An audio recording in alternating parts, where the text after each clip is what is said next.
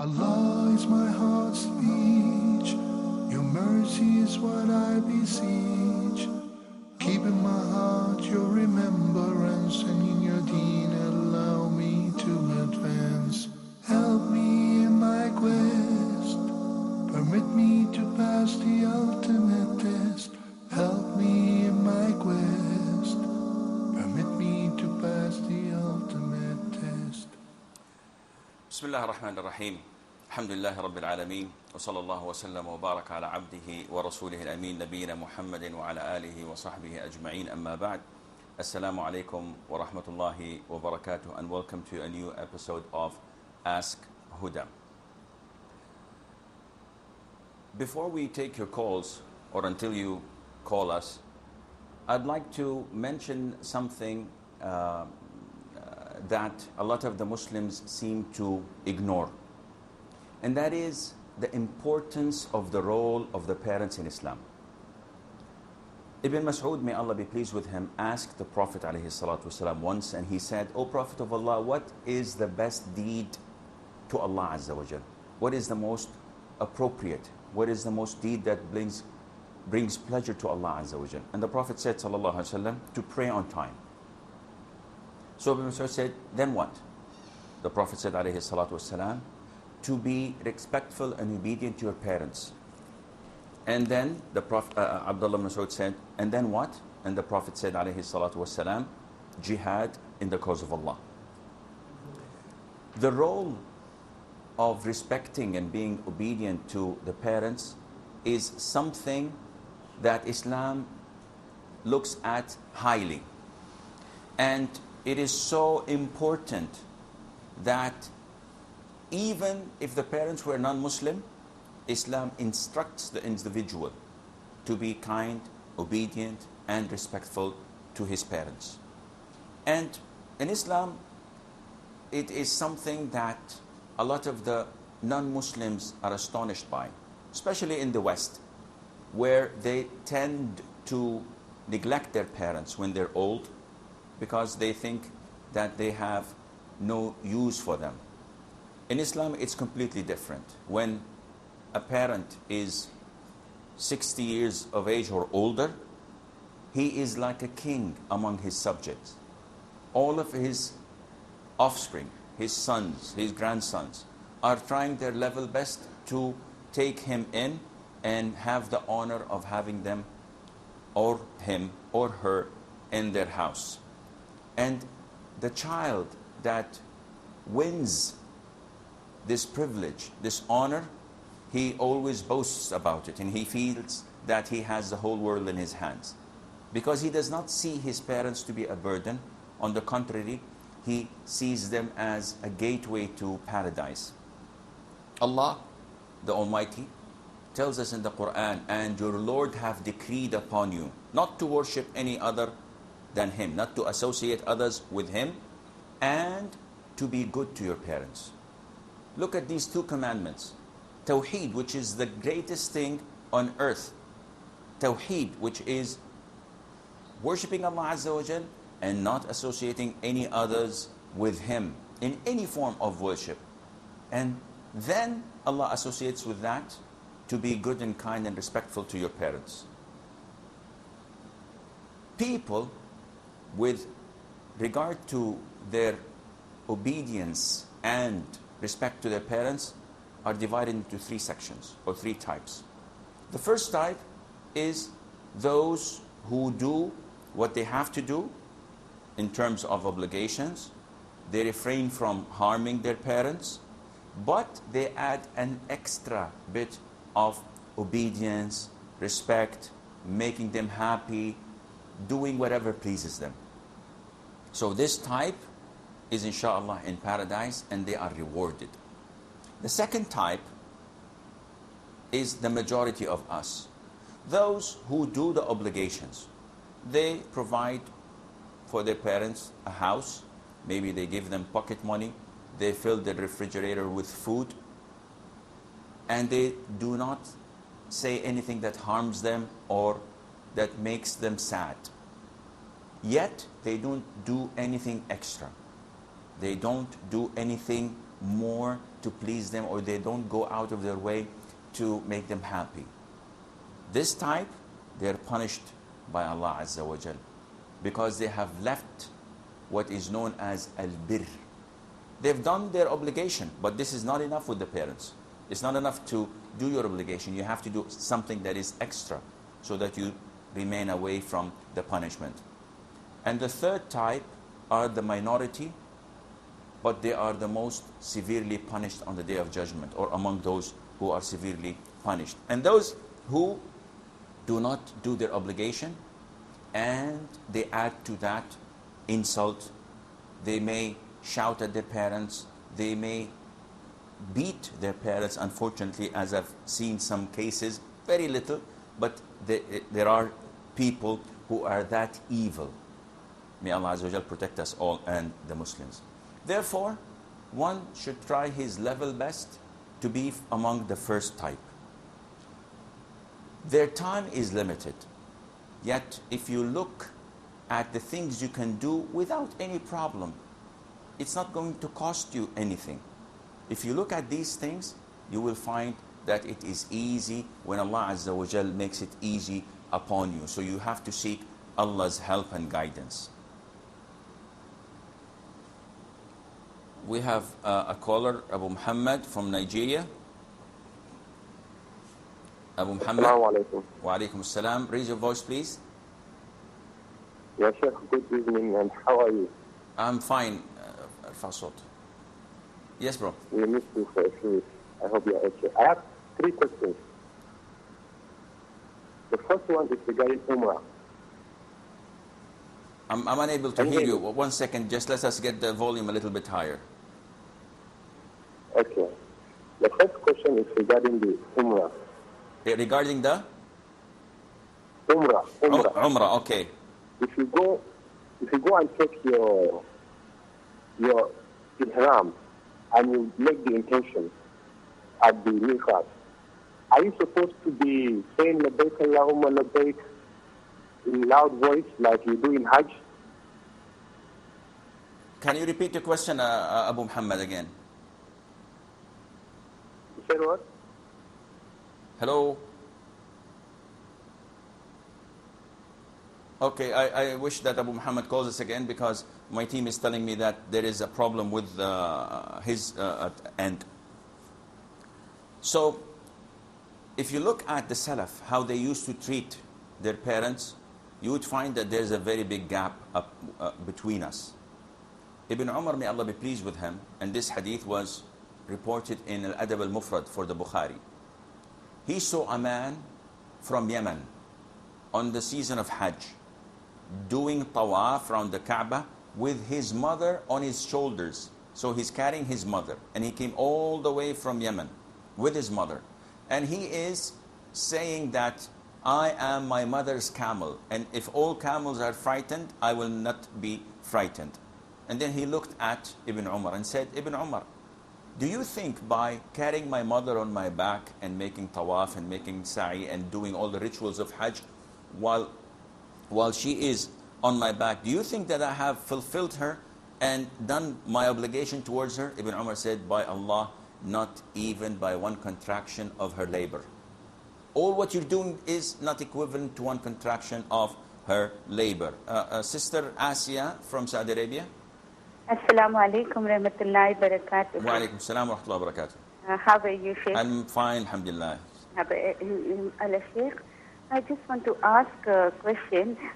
Many people, they say that the people, when they pass away, you don't speak anything bad about them. And these people, many of them, whoever they were speaking about, they said that they have done something wrong with the people. They have done some zulm or some injustice with them. So the other people, when they feel hurt, they say something bad about them. And what about those people like Saddam and all those Libya, that head of Libya, and you're not supposed to speak bad about them? Okay. But they have done so much of zulm to Muslims. So Okay. can you please give me the answer? Jazakallah khair. Jazak, inshallah. Sister Asia is asking about those who have committed forms of aggression, those who have committed forms of dhulm upon the people. And she referred to 2 or 3 of the rulers who have passed away. And she's saying that, if I understood her question correctly, because I believe we have a problem with the audio system in the studio, if I understand her question correctly, she's asking whether it is permissible for those who were fasting to talk about them. Well, generally speaking, these people who are known to be aggressors, who are known to have committed acts of transgression, and who have killed people, and who have tortured Muslims, and who have fought against Islam, it is permissible to talk about them and to mention the bad things that they have done, simply because they were not concealing this, and they were tyrants. They did this type of aggression in the open. But a proper Muslim looks at the pros and cons. What is the use of me talking about them? If I'm sitting with my friends and we talk about Muammar al-Qaddafi, or we talk about these awful rulers who have tortured and abused the Muslims, what use is it going to bring? What benefit? So if there is no benefit, a proper Muslim refrains from talking about them, let alone cracking jokes or saying stories that are not authentic. This is not the way of a proper Muslim. But if I sit with people and they say, wallahi, this ruler or that tyrant or that bad Muslim was this and this and this, and they mention good things about him, no, in this case, definitely I have to stand up and defend Islam and say, no, this was a tyrant and he did so bad things and awful things. And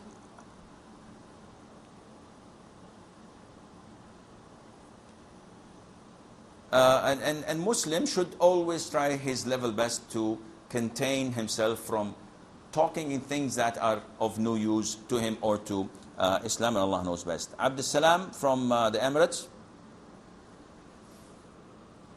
Brother Abdul Salam. Hello. Yes, brother. Assalamu alaikum. Wa alaikum salam rahmatullah. Yeah, this is Ridwan, not This is Ridwan from United Arab Emirates. Ridwan. Hayyakallah akhi Ridwan. What can I do for you, brother? Alhamdulillah, how are you? I'm fine. Yeah, I have 2 questions. Okay.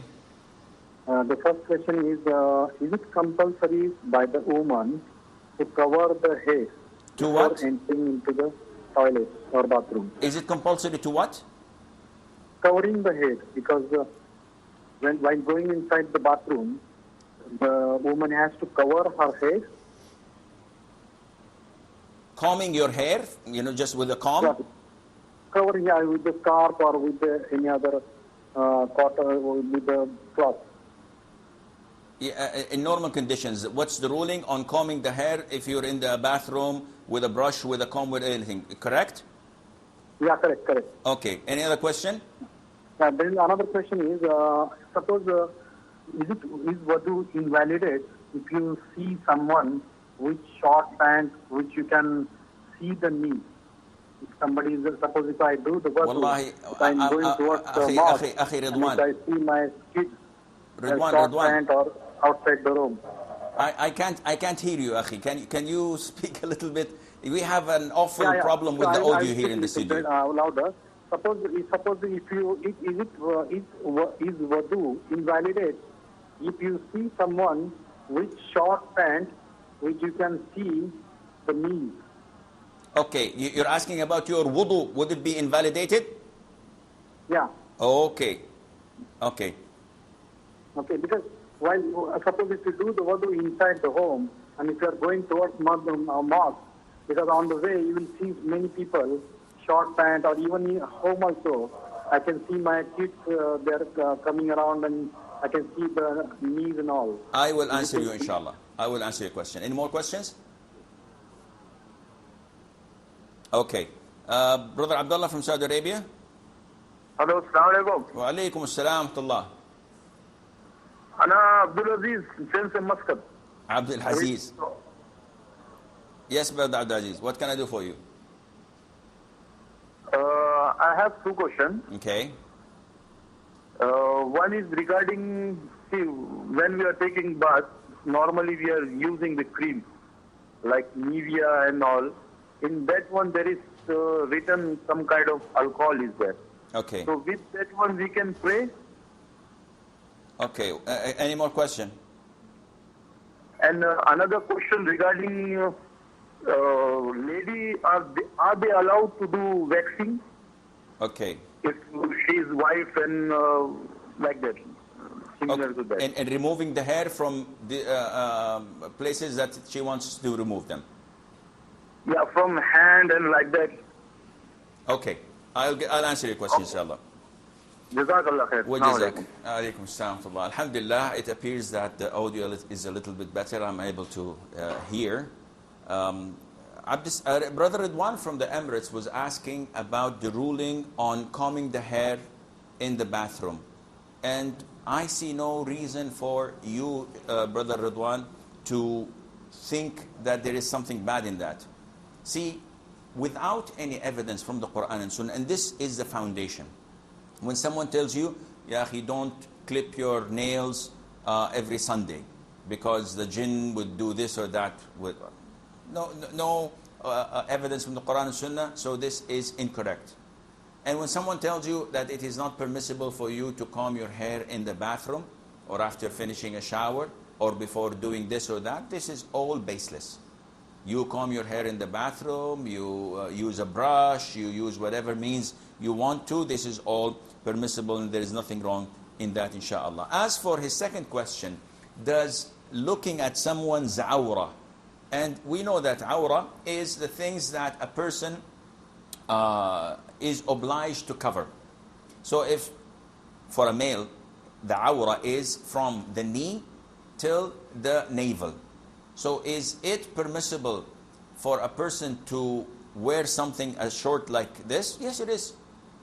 The legs are not awra and the upper body from the navel is not awra either. So if someone you look at and his awra is exposed, does this validate or invalidate my wudu? And the answer is no. The things that invalidate your wudu are a handful. Anything else does not affect your wudu. So passing of urine or defecating or passing of gas or sleeping or eating camel's meat, all of these things invalidates your wudu. Anything that comes out of your private part invalidates your wudu. But if I see someone, I am supposed to lower my gaze and look elsewhere. If I don't, if I continue to look and watch that forbidden scene for me to look at, my wudu is intact, but I have committed a sin. Brother Abdul Aziz from Saudi Arabia is asking about some of the creams that can be applied to the body, and they contain an amount of alcohol. And if we would like to expand this a little bit further, what is the ruling on wearing perfumes that contain alcohol? Why are people asking this question? Because they have this idea, they have this conviction that wine is najis, is impure. And the question is, what does wine have to do with alcohol? They say that the ingredient in wine that intoxicates is alcohol. Well, let us put this notion aside and let us look at wine again. Where does it say in the Quran that wine is najis? It's an impurity. It is in the ayah mentioned in Surah Al-Ma'idah, if I'm not mistaken, where Allah Azza wa Jal tells us that these four things, wine, gambling, idols, and the arrows that they draw for knowing what to do and what not to do. These four things are an abomination. Rijsun min amal shaitan. It's an act of shaitan. So some scholars looked at the word rijs and said that this is equivalent to impurity. And therefore, wine is something that is impure. If it falls on my clothes, I cannot pray. It is like urine. But if you look at the other three, the impurity mentioned in them is not related to the physical impurity. Gambling, can we say that gambling is an impurity? If I gamble, this means I have to take a shower? Definitely not. It's a sin. Likewise, the idols, are they by themselves an impurity? If I touch them, it nullifies my wudu, or it affects my impurity. And likewise with the arrows. So these three things are not physically impure. And therefore, wine, which was mentioned in the ayah, is not physically impure. And that is why the Prophet ﷺ, when this ayah was revealed, he ordered the companions to get rid of any wine they had, and they spilled it in the streets of Medina. No one said that this would make the streets of Medina impure, and whenever you step outside your door, you have to go and wash your shoes and your feet because of this impurity. Having said that, we go back to the issue of perfumes with alcohol. We go back to the creams that the brother mentioned that contain alcohol. And the answer would be, it is completely permissible for you to apply them and to pray with them, and they do not affect your purity nor your wudu.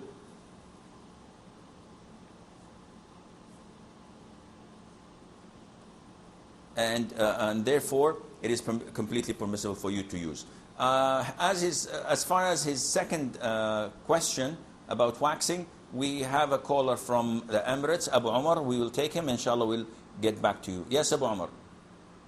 Assalamu alaikum, Shaykh. Wa alaikum salam wa rahmatullah. I have a question regarding the prayer. If a person misses all the prayers for 30 years, say, what should he do? Should he make up for those 30 years, or should he just repent and leave it for Allah? Your question is about prayer? Someone who did not pray for 30 years? That's right. Okay. Any more questions? That's all. Okay. We have Nana from Nigeria. Okay, Sister Nana is gone. Regarding Abdul Aziz's question regarding waxing, in Islam, hair is divided into three types. One, hair that you're not permitted to touch or remove. Two, hair that you're obliged to remove and get rid of. Three, hair that the Sharia, the Quran, the Sunnah did not comment on, so it is permissible for you to use. As for the first one, it is not permitted for a man to shave his beard. Why? Because the Prophet ﷺ instructed us to grow our beard. And he said that you have to go against the Jews, Christians, and the 5 worshippers, and you have to grow your beard. So it is an obligation upon every single Muslim male that he has to keep his beard. For women, they're not allowed to pluck their eyebrows. So they're not allowed to pluck it, to shave it, to cut it with scissors. And the Prophet told us ﷺ that those who do this are cursed by Allah Azza wa Jal. However, this area between the two eyebrows over the nose, it is not considered to be part of the eyebrows, so this can be moved or removed. The third type of hair is the hair, or the second type, I did not go to that. The second type, which is mandatory upon a Muslim to remove, is the hair that grows on the armpit and the hair that grows on the pubic area. And the Prophet ﷺ in the hadith of Aisha, may Allah be pleased with her, told us that these are signs of fitrah, of nature. And also Anas, may Allah be pleased with him, in the hadith that the Prophet ﷺ designated for them to remove 5 types of parts, or what you call clipping the nails of the body. It's part of purity and part of cleanliness. And among them, he mentioned the armpit and the hair that grows on the pubic area. So this is mandatory.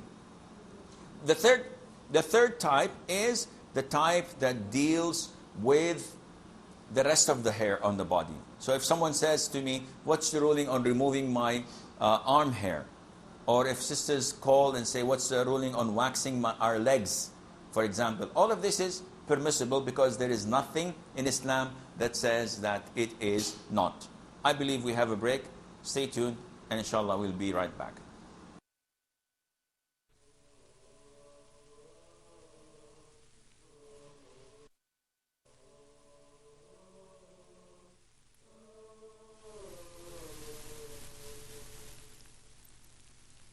The Messenger of Allah, peace be upon him, narrated that when Allah, glory be to him, wishes good for someone, he bestows upon him understanding of the religion, and that Allah makes the path to paradise easy for those who seek knowledge. Preoccupied by work or family in the modern world, a Muslim may struggle to find time for acquiring Islamic knowledge. To ease this struggle, we are launching Huda Academy to be your gateway to online Islamic e-learning. Enroll now and study from our renowned scholars. Learn Aqidah from Dr. Muhammad Salah. Learn Fiqh from Dr. Hatim Al-Hajj. Learn Hadith from Dr. Muhammad Sa'id. Learn Tafsir from Sheikh Ibrahim Zidan. And learn Arabic from our professional instructors. Successful graduates of Huda Academy will go through a final test and eventually receive a certificate of completion. To enroll and learn more about Huda Academy, please visit us online at hudaonlineacademy.com.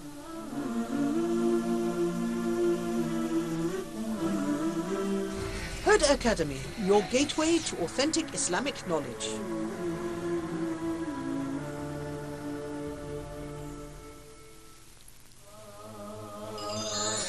Tech Talk. We're going to look at how to create a website and which Islamic websites to actually visit. What inspired you to create your own website? One of the challenges that we face every day, the site or the application should be accessible worldwide. I remember when I was younger, one of my friends asked me to convince his father to get him a desktop, even the laptop.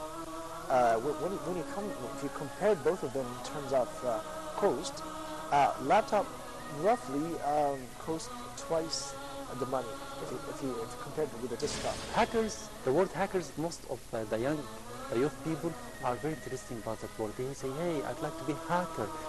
Because there is a type of hacker, doing great job. We call them white hat hacker.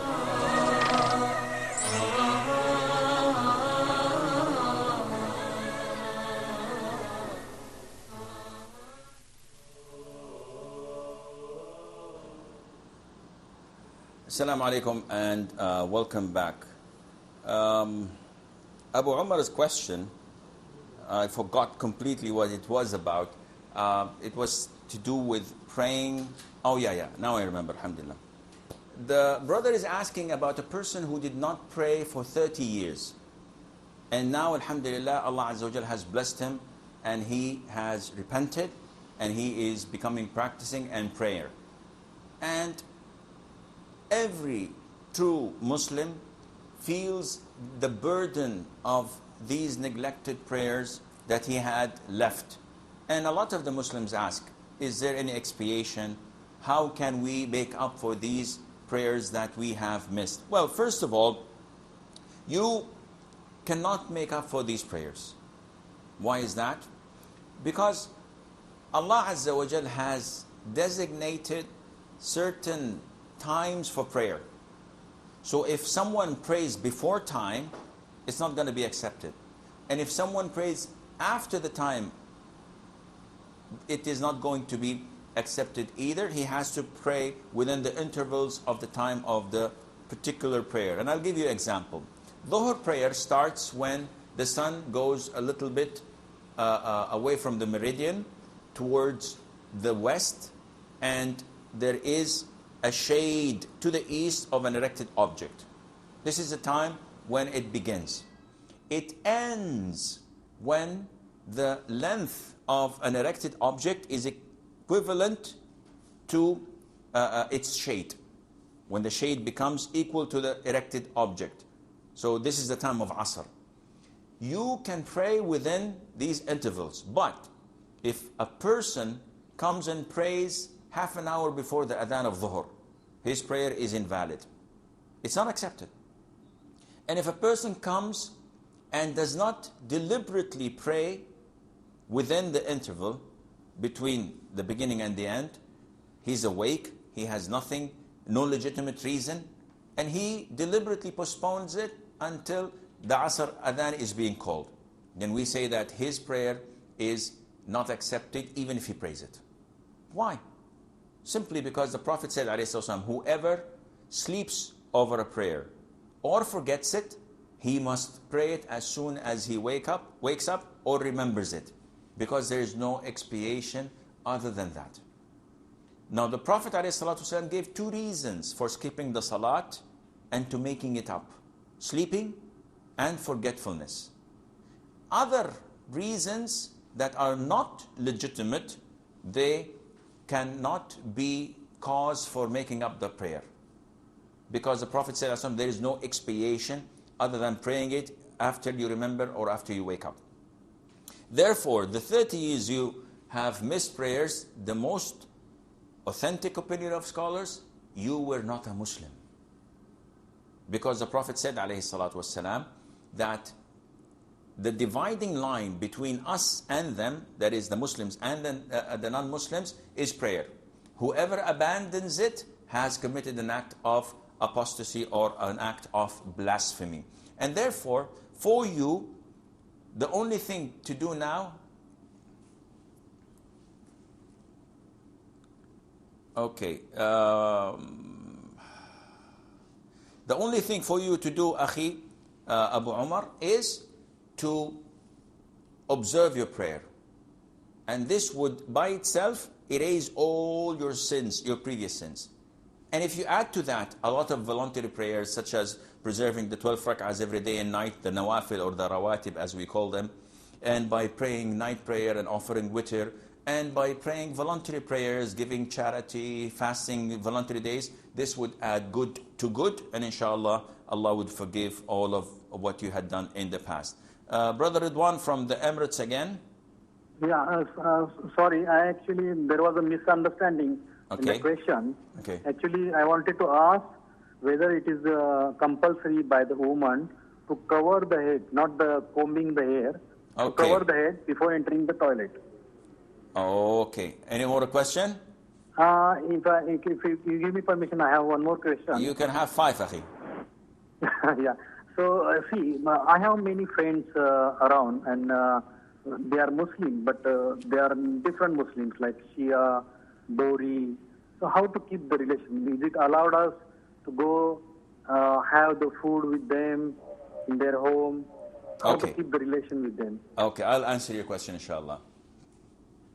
Brother Amin from Emirates as well.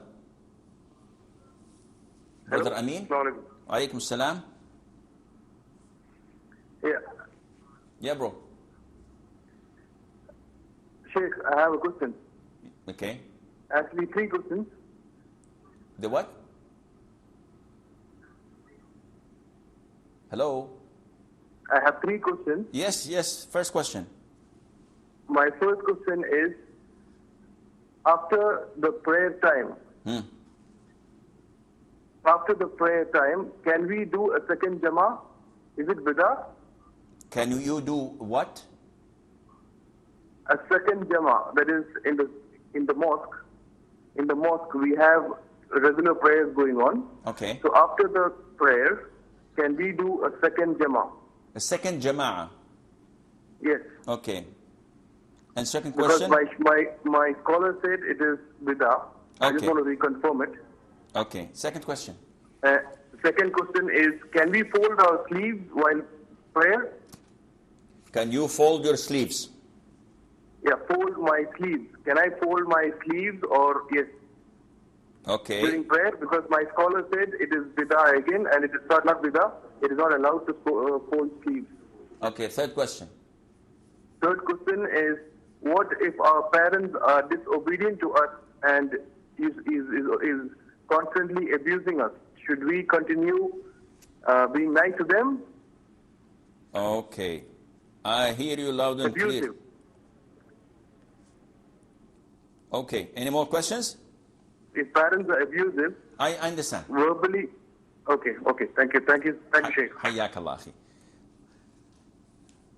Abu Lina from Belgium. Salam. Yes, bro. What can I do for you? Assalamu alaikum wa rahmatullah. Wa I have a alaikum question. Okay. Assalamu alaikum. So my question is the following. I was wondering with regards to zakat al-mal. On what do you base it when you have to pay it, like on nuqud? Is it based on nisab, on gold or on silver? That's my first question. Okay. Because I have some confusions with regard to that, because I found some information on the internet, so I wanted some clarification on that, inshallah. Okay, second question. And the second question is that here because I'm from Belgium, okay, in Europe, and there are some, let's say, some people, let's say they are like people who have a certain position, who give talks and lessons, who say that trimming the beard is allowed because there are some ikhtilaf on this issue. Like some say that you have to leave the beard, you cannot touch it. Some say you take from what goes beyond the fist. And he supports the opinion that as long as you have a beard, that you can see that there is a beard, even though he trims it, it is allowed. So I would like to have some, your opinion on that and what they base it on, if they have any proofs about that, if you can give some more clarifications on that. And the last question is with regards to when someone asks you if you are a Muslim, is it enough to say I'm a Muslim, or do you have to say I follow the Salafi manhaj, that I'm Sunni Salafi? Okay. So that's all, inshallah. Okay. Alaikum salam wa barakatuh. Okay. Sister Khadija from, I don't know where. From Belgium. Belgium again, okay. Yes. Yes, sister. I have 4 questions, if I can ask them. Yes, okay. The first question is regarding the fact that I work a whole day, and I'm working in a non-Muslim country, and there is no space foreseen where we can perform salat. What should I do? They don't allow you to perform salah? They don't allow me to perform salat on the working space, no. Okay. Second question. Second question is, I performed during the Ramadan. The last Ramadan, I just had a baby. MashaAllah. So I couldn't perform the Ramadan. In the meantime, I have already fasted. I've already done Ramadan. I've already done again 15 days. But in the meantime, I got now pregnant again. And I have difficulties when I don't eat in the morning or timely on a regular basis on a day. I cannot continue without eating. So I really need to eat. So I don't know what to do with my 15 days that still remain open from last year. Okay. Third question. The third question is about zakat. In fact, each time I do a sadaqah, I don't really say necessarily that it's zakat. So I don't know, is it now, is it then seen as zakat, or is it seen as sadaqah, and do I need to have the intention and to say this is zakat that I'm giving? Fourth question. And the fourth question is, I have a loan on my house, and I'm paying interest on it. Because the rent here in Belgium is that high, that it's almost the same if you getting money from a bank, getting a loan, or if you're paying the same amount, but on rent, which in the end, after 20 years, you don't have a home. And if you get a loan, you still have your home. So I was wondering, if you receive interest then on a bank account, on money that you have saved, should that interest be given away, or can you say I am paying also interest, so I deduct it from that amount, so in the end I'm still paying interest? Okay, I'll answer your questions, inshallah. Okay, we have a whole lot of questions, so I don't think we are going to receive anything before addressing these questions. First of all, Brother Ridwan from the United Arab Emirates. He is asking about the ruling that some people think that it is mandatory for a woman before entering a bathroom to put her hijab on. And this is baseless. It has no foundation, none whatsoever. And it is an innovation to do such a thing. When you go to the bathroom, you go like any other room. You say, Bismillah, A'udhu Billahi min al-khubthi wal-khaba'ith, and you enter the bathroom. You can take your clothes there. You can take a shower. You can make wudu without being covering your head. So this is wrong. And he's saying that he has friends from other sects. And he named 2 or 3 of them. And what he's asking, what's the ruling on answering their invitation or inviting them over for lunch or for dinner? Well, it depends. If you want to give them da'wah and your sole purpose is to mix with them for the sake of Allah Azza wa Jal and to clear their misconceptions, and you have the knowledge, it is extremely important that you are qualified and have the knowledge to talk to them about their deviant beliefs. In this case, it's permissible. It can be recommended, and it also can be mandatory, depending on your knowledge and your ability to affect them. But if you don't have the knowledge, or you're just socializing with them, you love them for their character, and you never bring up the issues of religion, the answer is no. You should not associate yourself with these people. For one sect, they say that Abu Bakr, Umar, Uthman, Aisha, may Allah be pleased with them all, and the majority of Sahaba are all kafir. How can you associate yourself with someone like this? How can you associate yourself with someone who says a little bad thing about Abu Bakr? You can't be a believer if you allow someone to do this and you're associating yourself with them. For the other sect, they say that the Prophet ﷺ was created from light, and from the light of Allah Azza wa Jal, and that he knows the unseen, and that his body travels in hundreds and tens of thousands of places every day, and that he's not in his grave, and he keeps on roaming and attending mawlids and etc. And their peers and their scholars say that it is possible, that they see, not possible, I apologize. They say that they see the Prophet physically, ﷺ, alive in front of them tens of times a day. How can you associate yourself with such a deviant sect? So, inshallah, you have to evaluate this yourself. Brother Amin from the UAE, he had 3 questions. First question, he's asking about the ruling on forming a second jama'ah in the masjid after the first jama'ah has been over. So what's the ruling on that? The majority of scholars say that this is permissible.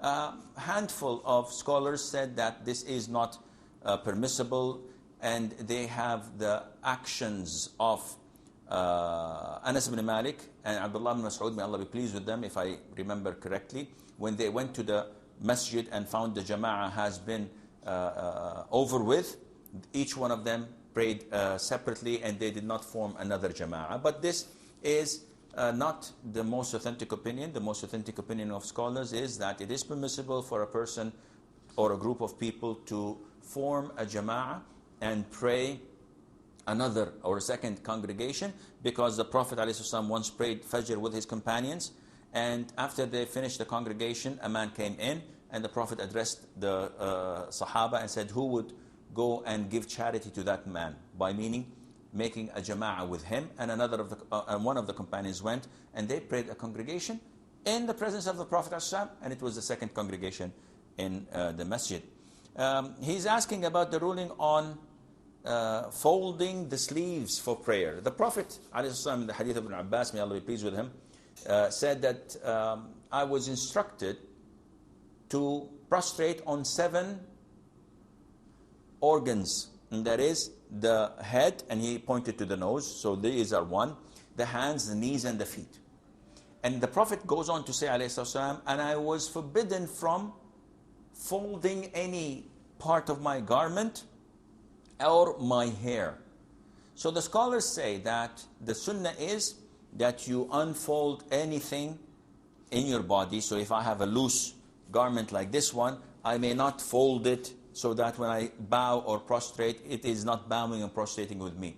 And that is why a lot of the companions used to untie their hair, so when they prostrate, everything prostrates, even their hair as well. However, this is when you do it for the sake of the prayer, meaning that if I am normal and just before I enter the masjid for prayer, I fold my sleeves. For the prayer, this is not permissible.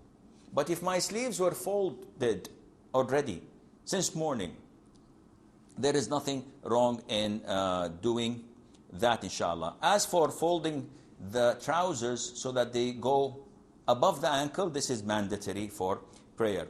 Brother Amin said, what's the ruling on being kind and respectful and obedient to our parents if they are abusing us and if they're not doing their duties to us? The answer is you have to obey them, respect them, and please them, even if they are bad to you, because this is something that Allah mandated upon you.